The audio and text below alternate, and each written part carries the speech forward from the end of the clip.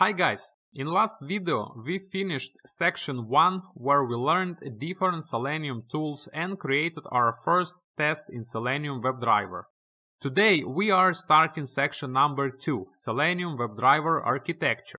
In this section we will learn more about Selenium WebDriver, its architecture and interface, how to run tests in different browsers, about different types of locators used to find page elements, and how to perform actions on those elements.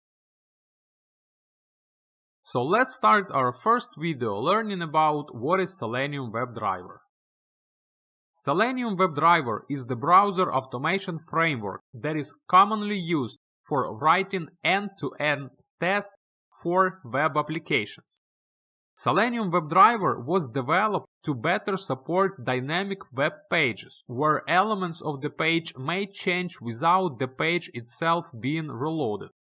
WebDriver's goal is to supply a well-designed, object-oriented API that provides improved support for modern advanced web app testing problems. Here is the picture of Selenium WebDriver architecture. At the left-hand side, we've got some language-level bindings. In order to create Selenium WebDriver scripts, we need to use language-specific client drivers. While language bindings for other languages exist, these are the core ones that are supported by the main project.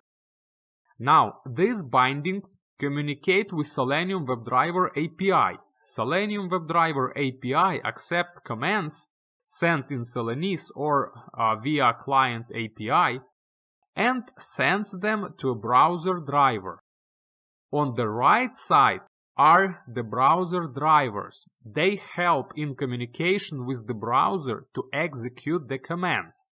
Once the command is executed, the result is sent back through the API to the code where we can see it. This is the end of first video in section 2.